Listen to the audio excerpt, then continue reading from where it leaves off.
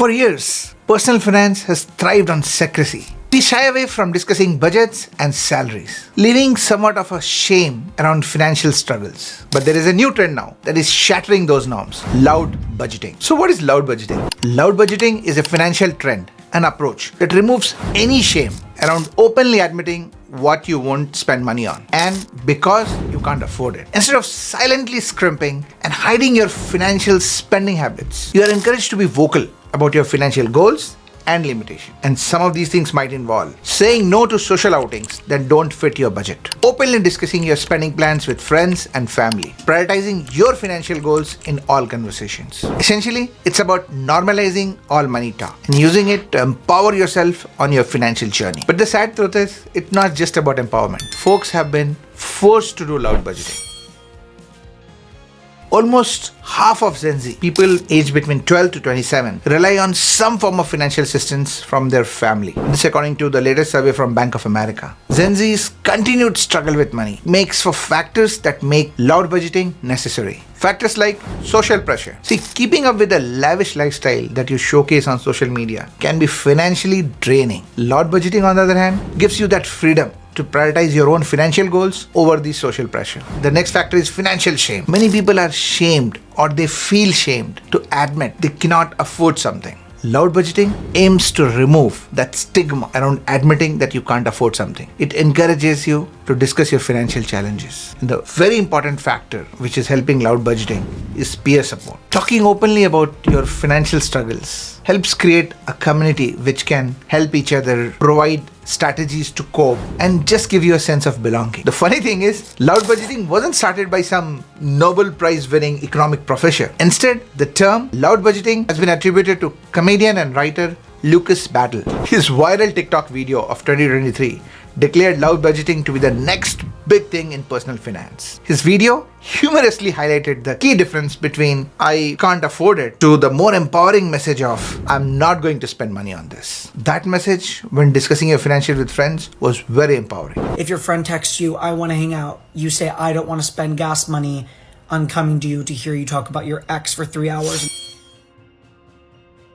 Several social media personalities have also helped to popularize this loud budgeting as a trend. Here are some of the unique methods that help remove all stigma around loud budgeting and help made it popular. First is challenge videos. Creators challenge themselves to living for a week or even a month on a very specific limited budget, and then they share their strategies and struggles along the way with their community. Then there is no spend days. So many creators decide certain days as no spend days where they minimize their spend, and then they encourage and motivate others also to do that. The more no spend days that you can have, more money you will save. And then of course the social aspect of it. They discuss their struggles and how they are trying to stick to their no spend days. Makes it fun. Then the open spending discussions. Influencers are increasingly becoming more transparent about their own money challenges or how they budget and spend their money, bringing a refreshing transparency to their communities. Then there is this viral trend of "Sorry, I can't afford it, friend." This trend simply is what it sounds.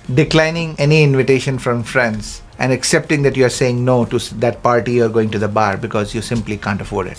Then there is the budget breakdown crew. These group of influencers or friends, they openly share their budget and how they are spending their money, the exact breakdown. So they promote transparency and accountability. Then there is DIY Fun Bunch. This is my favorite. This group actually shows how you can still enjoy life without spending money. So they talk about what you can do with your friends, activities which will bring a lot of joy and fun without spending money. So instead of day at the bar, it's day at the park or swim with your friends, things like that. Do any of these make sense to you? If they do, pick it up and try implementing it with your friends. Let me know in the comments which one you like. Like anything, loud budgeting also has its positives and negatives. Let's look at some of those ups and downs and see if this is the right strategy for you.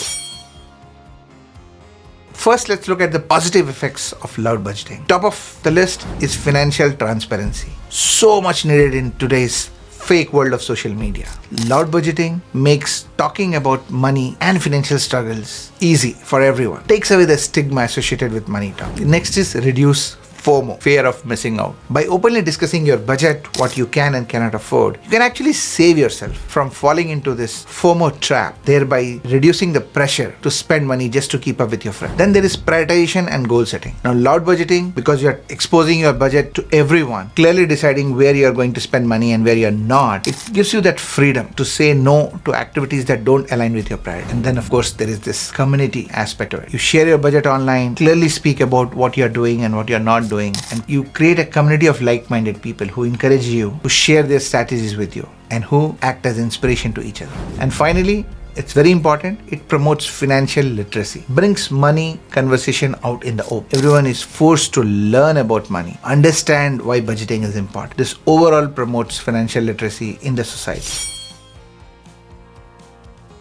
But then what about the negative effects? There sure are some. First is something which is very common in this social media generation: oversharing and judgment. Oversharing or sharing too much of your financial information online with everyone can expose you to some judgmental behavior by others. Next one, you need to be very careful. This is about strained relationships. See, when you loudly proclaim that you are doing loud budgeting and you're going to say no to your close loved ones and friends, this may rub somebody the wrong way, particularly those who don't subscribe to loud budgeting. So you need to be careful around that. The next one again is very common in our lives, which is comparison trap. And this is complete opposite. Before loud budgeting, you might be struggling to keep up with the Jonases. Now, with loud budgeting, there is a different kind of struggle that comes into play. You see others who are able to talk about their budgets, their constraints, and they're having success with loud budgeting. You, on the other hand, might be struggling to stick to your budget. So that an unhealthy comparison can sometimes be detrimental to your mental health. Now, it's not for everyone. If you're a private person, if you don't like telling everyone about your finances, then probably loud budgeting is not right for you. It can be uncomfortable. And the last one is to remember that it's still social media. And social media, as we all know, is a curated piece of some strangers or even friends' lifestyle. So social media, typically people post only about their success. You may find others writing about extreme success they're having with loud budgeting. So you have to understand that not everything that is said on social media is true. If you are mature enough to understand and still use loud budgeting to your advantage, then yeah, this is right for you. If not,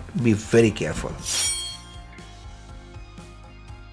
So what we're finding is that loud budgeting can be a very powerful tool, but it's not for everyone. This is how you can find your balance. 1, know your audience. You choose with whom you need to be loud about your finances. Do you want to go out there and talk to everyone in the entire world, or it's a much tighter circle of friends and family? Then of course, focus on positivity. Dwell on your wins and what you have been able to achieve, and do not spread or get influenced by negativity or limitations. Do celebrate milestones. Publicly talking about key milestone in your journey through loud budgeting can be motivating to yourself as well as your audience or your friends. But remember, respect boundaries. Just because you have decided to do loud budgeting, others may not be so forthcoming with their own finances. So don't pry into their financial life unless they are comfortable. And finally, focus on your goals. Your goals are your alone. It's personal finance. So it's not a competition with what somebody else has been able to achieve. See what you want to achieve through loud budgeting and then make sure you're making enough progress to achieve your own goals.